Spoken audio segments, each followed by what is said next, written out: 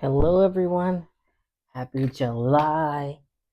Ever since Glorilla released TGIF, it's been 95 degrees every single day, all day.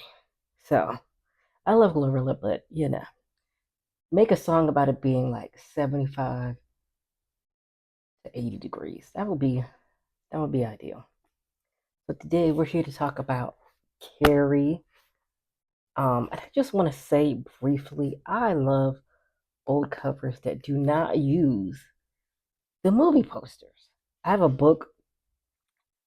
I know this is like not good money wise, but I kind of want to switch it because I kind of want to rebuy it because it has the movie poster on the cover, and I hate that. So I love these old covers, and old books just smell great. Speaking of books, this one doesn't smell like anything, but please check it out. This is my poetry book, What If I Ruled the World? Poems inspired by music, always linked in my bio. Always ready. Linked in the description. Always check her out. You got a cute picture of me on the back. My little biography and description. Check her out. Speaking of that, I need to start working on my next book. Um, so there's that. So yeah, so we're here about Carrie by Stephen King, his first book ever. Um, as you can see, I have a lot of things I liked or that stood out. So yeah, so let's get into it. So first of all, this is a horror book, and I told you the author Stephen King, and I'm gonna give a little biography of him. Also, this is a great size book. It's called a pocket book. So let's give a little biography on him. Of course, this is not gonna be every single thing about him because he's still writing books, so he has a long career. Because this was released in April on April 5th, 1974. So that's 40 years. Crazy. I'm pretty sure it's 40 years because in the 90s it would have been 30. No, in the 90s it would have been 20. So would it be 30 years? No, it would be more because yeah, it would be 40 because the anniversary edition just came out, which I feel like that covers cool. It's like a skull, I think, with a rose. So it's not the movie one. Um, but yeah, that anniversary just came out. So yeah, I think that math is right. If that math is wrong, please let me know. But I'm pretty sure that math is right. So let's get into his biography a little bit, and then we'll talk about the book. He's an American author. Oh, I didn't write where he's from. I'm pretty sure he's from Maine. Let me know what you. I did not put anything about his childhood, of course. So I should have put something. Okay, here we go. Because I've been looking up Stephen King. Oh, I don't want to care about your new colors. Okay, he was born in Portland, Maine. So yeah. Yep.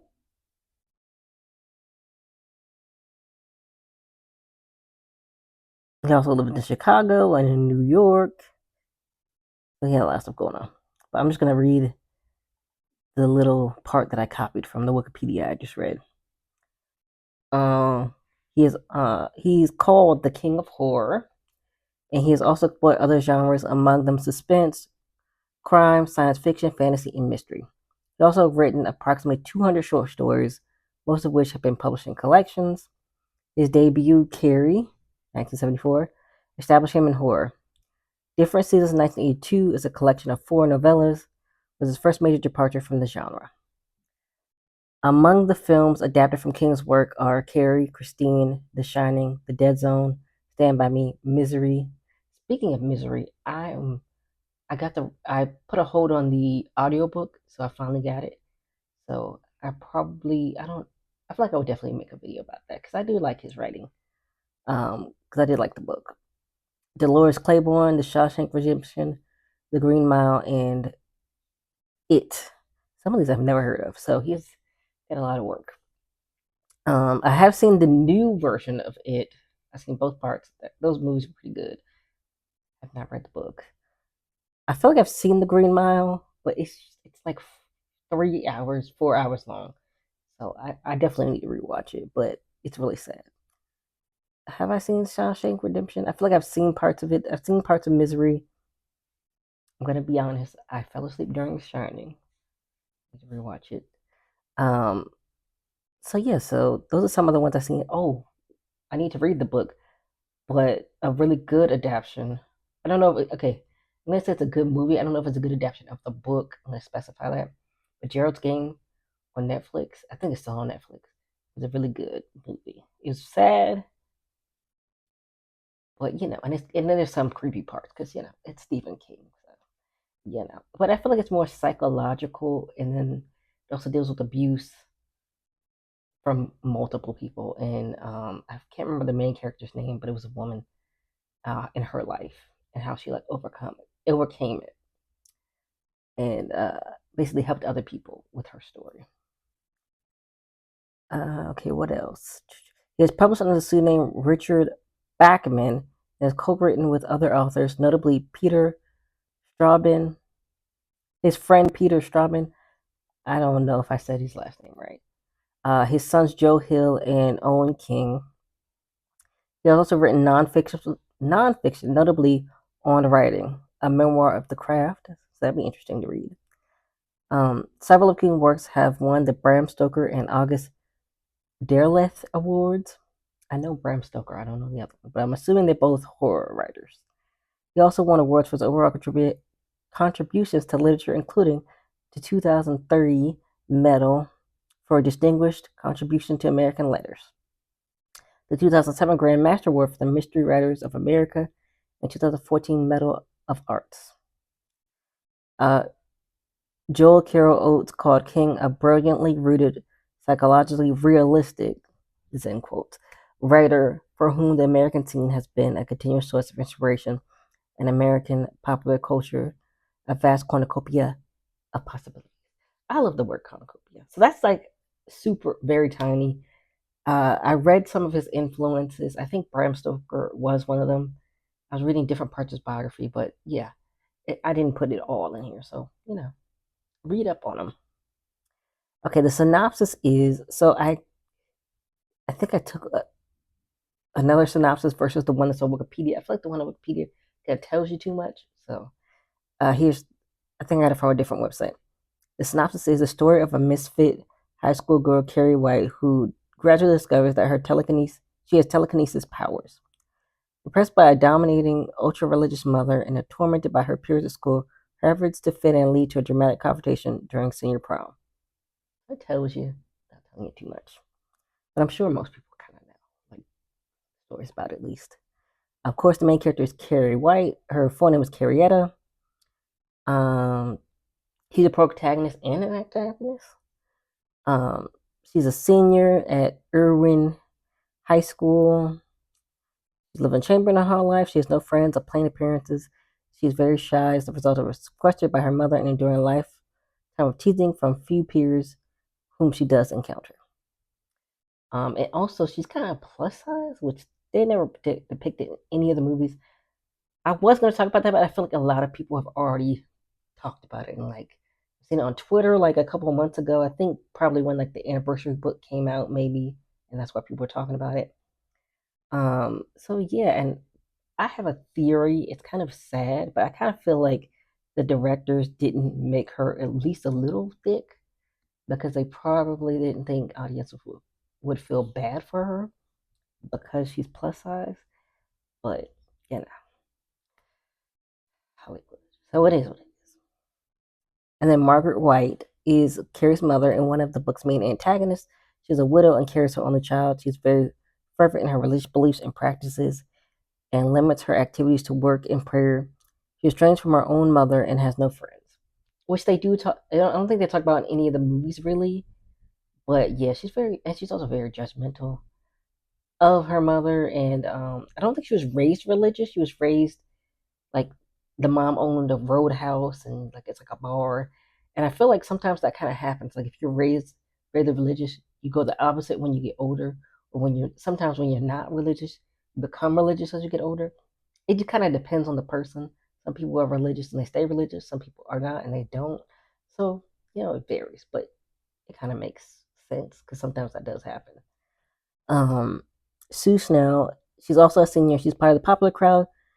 She develops a conscience regarding her treatment of others, especially Carrie, and struggles to accept and make repairs for her actions.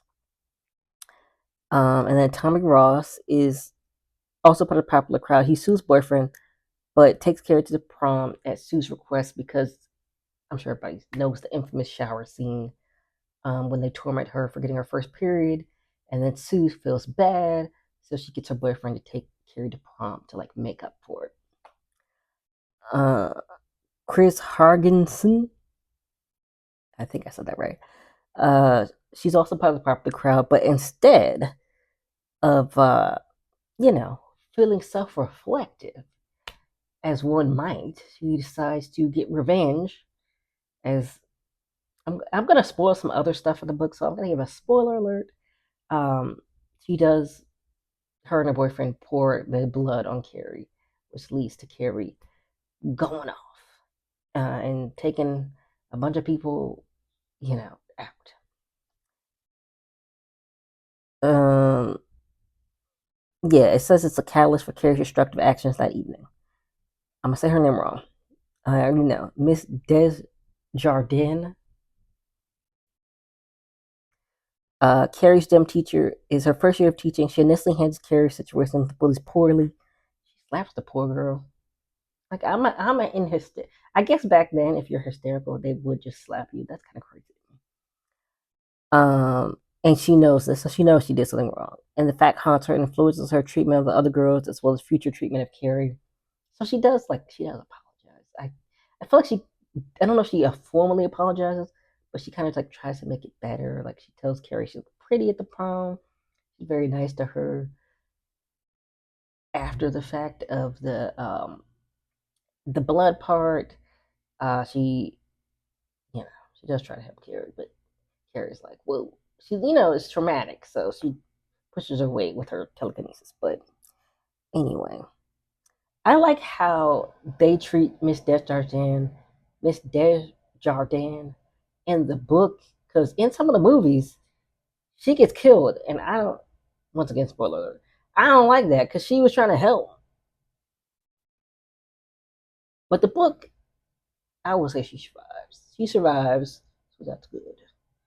She doesn't teach anymore, of course. She's traumatized by this whole experience, so as probably a lot of people in that town are.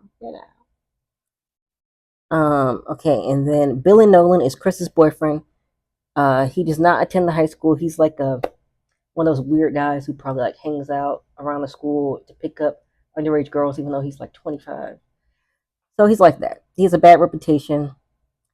He's dangerous and excites Chris. He treats Chris badly, but he does things for him even at his own risk. I'm not gonna read the whole description, but that's basically the main people you need to know. Okay, so I'm gonna talk about my pros, my cons, and my overall opinion. So my pros are the characters. I think they're all fully rounded characters. They have clear motivations, very clear motivations. Margaret and Carrie White's dynamic, um, I meant to put apostrophe. Dynamic is very strong and understood. You know, very religious mom, doesn't have any fun really. I mean, I guess you could be fun at home, but she don't do nothing. I mean, she does sew and stuff, but then just prayer and work and can't go get a cup of coffee and nothing, like nothing. Okay. Um, Carrie as a lead character is very strong, and the character you do feel bad for since he's bullied relentlessly for so long. Even in the end, when she didn't have telekinesis, even in the end, if she didn't have telekinesis, she still would have. I still feel like she would have broken, even if she didn't have the magic of telekinesis. She would have got her revenge somehow. She would have got her get back. That's what I think. But it does help to have supernatural powers. You know what I mean? Um, I think Susie was a very realistic and genuine character who was really trying to make up for the shitty things she did, which is how Miss Desjardins What's this woman's name? We're gonna call her Miss D. How Miss D does describe it as a shitty action. Um, and Chris doesn't like it. She doesn't want to be punished. She's really entitled. And her daddy's, my dad will sue you. She's one of those white girls. My dad will sue you, kind of white girl. Um. So yeah. Where am I at? Miss D. That's what we're gonna call her. She was trying her best as she could as a first year teacher. You know, I get it. Chris and Billy were just evil and pieces of shit, and I hated them. LOL. But they were very fleshed out, very mutually toxic relationship. He was like abusive, basically. Um, and it was a little. I will say there were some I don't rapey kind of almost scenes. It was a little uncomfortable. And then basically at one point they had finally had sex, and then it's written that if they didn't, he would have basically just sexually assaulted her. That's what it says in the book. So it's not a good look. It's not a good situation. Carrie's powers. I love the explanation of her powers and how they worked, and even like how it impacted her. Like her heart rate would increase. She would get headaches, but over time, she was getting more used to it. She would practice on little things. She would lift the bed, and then at the end when spoiler alert once again, I keep saying spoiler alert. I already said it. When she destroys a town, you can see how it impacts her, and like all of the things that happen are like physically draining to her. So it actually shows you how well her powers worked. And she also had telepathy, which she was able to tell people that she was doing this. That was really interesting, especially through the it's an epistolary novel, so there's like articles in there. There's like testimonies from the trial talking about the events that happened with a prom night and everything. Some stuff from when she was a child, and there were testimonies about weird things that happened. So yes, it was really, you know, so it was really a good like testimonials, and you had eyewitness accounts and stuff. So that was really interesting to know about her powers. And I wish that the book descriptions would say that she also had telepathy, because they're technically different, even though they're similar. Because one is like you could read minds, technically, telepathy, or implant thoughts, depending on the rules of whatever universe they're written in. Um, and then telekinesis is you moving things with your mind. So they're a little different, but similar in some ways. And I love how she was able to telepathically connect with Sue Snell and knew that it wasn't her fault for what happened to her. So she was able to, towards the end of the book, it has three parts. It's like blood. What is it called? Oh, blood sport is the first part, and then prom night, and then wreckage is the third part. So it's like before the prom, after the prom. And she was able to connect with Sue Snell, I guess, telepathically, and realize like she wasn't at fault for this. Um, so yeah, so I like that part. And the setting, I like that it was a small setting, so everybody knew everyone. So then, unfortunately for Carrie though, because she wasn't like everybody else, she was picked on. Even though I feel like isn't, but I know there's extremes to every kind of thing. So her mom was like an extreme religious person, so that's probably why. Well, it's not probably why. That's why they were ostracized. Because she's very judgmental, so nobody gonna want to be around that. So there's that. Um, and of course she was bullied in the most extreme way, and it's even the ending even more sad that it was a tragedy all around. Like it wasn't just for Carrie, but also like her reaction, because she'd been tormented for so long, and she was like, "I'm ready to set it off," and she did. So, and then and it made it easier to like the way I could envision the town, like the way he described it. Like I could see the before and after the destruction, and like visualize like what it might have been like. Like you could picture a small town in your mind. Like he did. Even he did a really good job describing the town before and after. And so you could see, like, you can imagine, okay, this is what the town looked like and now this is what the town looks like. So that was really good for him on his part in writing and the action. I love the action in the end. It was very exciting. Well, I wrote this twice. Um, yeah, and I think after the climax, the story kind of goes at a faster pace to me, and it was intense mixed with the investigation and the testimony, so it gave like extra to it. So like you see that all the action, and then you get the testimonials and the eyewitness accounts, and it's really strong. I'm gonna go into my cons now. I talked about this in a short video. If you haven't seen it, I made a shorts video. Uh, it's a TikTok, but on YouTube it's short. About how over sexualized he made some of the things. Yeah, and male authors are not beating the allegations. LOL. And Stephen King is definitely a breast man. Let me tell you. Um, let me see. I'm gonna talk about something.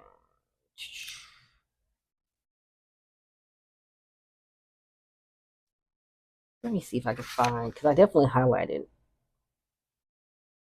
um a lot of time. I definitely highlighted a lot of like. Oh, okay. So yeah, he was just very oversexual for no reason. I'm gonna talk about this. So once Miss Death Star Jan, I forgot what to call her, Miss D, confronts the girls. This is how he describes her.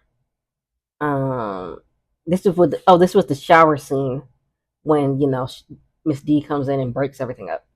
Uh, so Miss D, their slim, non-breasted gym teacher, stepped in, cranked her neck around briefly, and slapped her hands together once smartly. Uh, what are you waiting for, Carrie? Doom, bell in 5 minutes. Why does she have to be non-breasted? Why is this important to the story? He did not have to put that.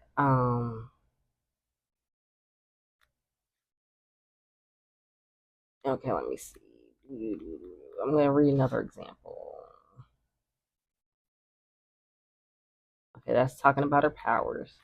But yeah, he would just bring it up and it would be out of nowhere. It's like, sir, why is this important to this part? Like, what the hell? I feel like he does it at the end too. I'm trying to find it. And he does it when like Chris and what's her face are hanging out and it doesn't even make any sense. Let me see.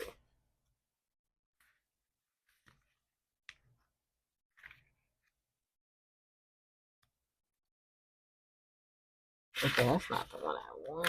I'm trying to find another example. Okay, let me see. Let me go back to the beginning. I know there gotta be another example of this. Okay, so that's legitimate telepathy. I'm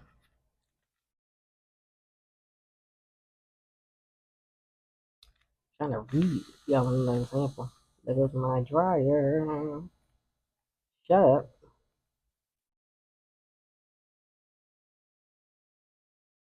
Okay, that's not what I wanted. Of course, I can't find it now that I want to tell y'all about it because that's what happened.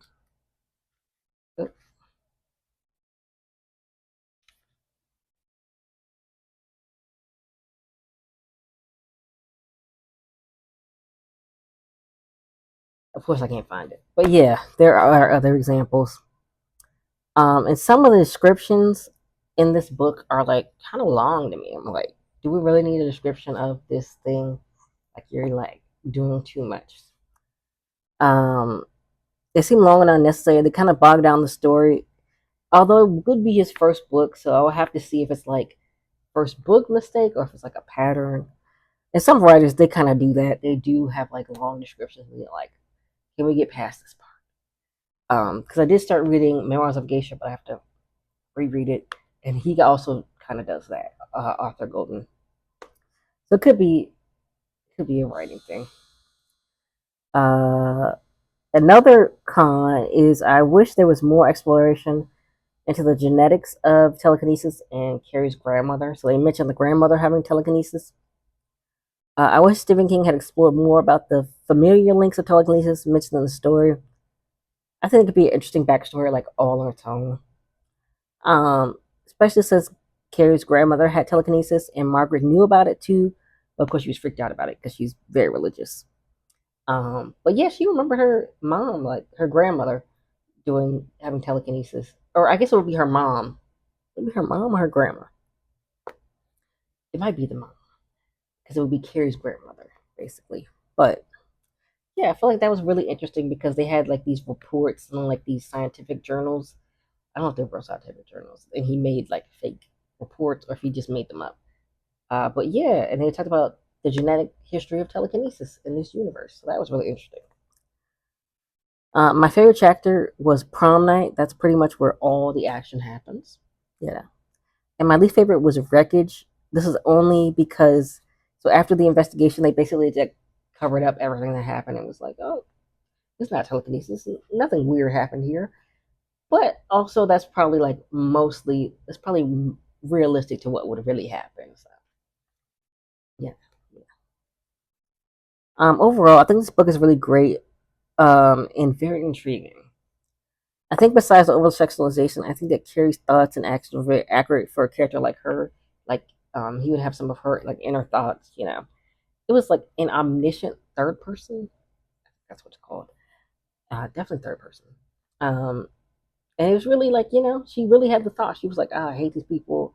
I'm gonna get my revenge one day. They're gonna be sorry." Makes sense. No, they bullied her for just being different. Um, and it makes sense for her to break and go off the way she did.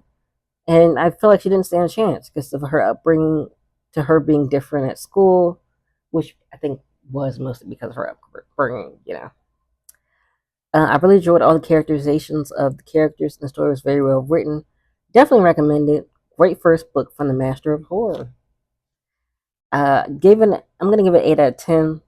I think from what I can remember, the second movie, the second or the first remake in 2002 is the most accurate, but I'm not gonna recommend it. Like I said, it's like 2 hours something long. Read the book. I mean, I read this book in 5 days, but just read the book in like 3 hours. Just do that. I will recommend the original though. The original's great. So, um, yeah. And so I want to analyze something at the end of the book. So I'm gonna read it, a little bit of it. So it's a letter. So it says excerpt from a letter dated May 3rd, 1988. So everything that happened with Carrie was in 1979. From Amelia Jinks, Royal Knob, Tennessee, to Sandra Jinks, Macon, Georgia. So she's talking about her daughter, and I think this the person she's writing to is the aunt. Sandra's the aunt. So she's like, "Oh, your little niece is growing like a weed off the big for only two." She talks about how she looks, yeah. But this is the part I want to talk about. The other day, while she was playing in the dirt beside the house, I sneaked around and saw the funniest thing. Annie was playing with her brother's marbles, only they were moving all by themselves. Annie was giggling and laughing, but I was a little scared. Some of the marbles was going right up and down. It reminded me of Grandma. Do you remember when the law came that time after Pete, and their guns flew out of their hands, and Grandma just laughed and laughed. And she used to be able to make her rocker go even when she wasn't in it. It gave me a real bad turn to think on it. I sure hope she don't get heart spells like Grammy did. Remember? And then she talks about like cleaning up the kids or whatever. So that makes me really interested. So I'm gonna analyze it. So there were definitely more people like Carrie in this universe, and it makes me really like. I love that after Carrie White in this universe. Oh, I just repeated the same thing twice. It leads into the lore that telekinesis is genetic and it skips a generation. That was mentioned earlier in the book. And it would be so cool to have a fictional book like case study, like kind of he did with like the articles um, of other telekinetic people and what their lives are like in this universe. And I also wonder if they're like people who have more positive lives than Carrie and what they could do with their powers in a positive way versus getting revenge and um, versus getting revenge And we also have a lot of stories now about bad people with superheroes with superpowers. Like for example, the show The Boys. I haven't watched it yet. I do want to watch it, but those are some people who don't seem like the greatest people who have superpowers. Um, and I feel like it's kind of interesting. Um, I love that the mom acknowledges that she was scared and remembers her grandma being the same way. But then she also kind of like doesn't make a big deal out of it. She just finishes the letter. I feel like that's really interesting. So it'd be interesting to explore like people in this universe telekinesis. Like, do they just use their powers for mundane things like with marbles or like cooking? It could be fun to see this power be like just for like everyday use to like you use your telekinesis in this universe to like cook dinner. Can you use your telekinesis to like grab a book off the shelf? Can you write on a piece of paper without you actually holding it, the pencil? Like it would be nice to like explore like what else is possible with telekinesis in the Carrie universe.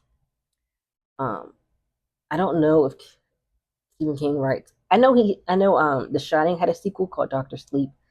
I don't know if he has a lot of books that are a series.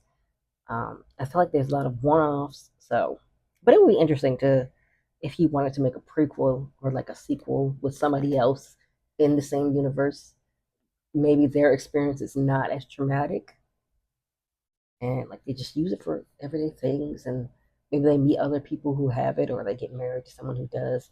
That would be really interesting to see, like what else can you do with your telekinesis besides getting revenge? That would be really interesting to see. So, have you read Carrie? Let me know what you think about it. Let me know if you've watched the movies. Which one do you think was most accurate to the book? Um, which one is your favorite of the Carrie movies? Is this one of your favorite Stephen King books? This is the first Stephen King book I've read. Yeah, this is the first Stephen King book I've read. And so I'm going to listen to the audiobook of Misery, and I'm very excited. I feel like I would talk about it, but maybe not next week. Maybe like, because I'm going to talk about a movie next week. Maybe in a couple weeks, give Stephen King a little space. You know what I mean? So yeah, let me know your thoughts, and I will see you all next week.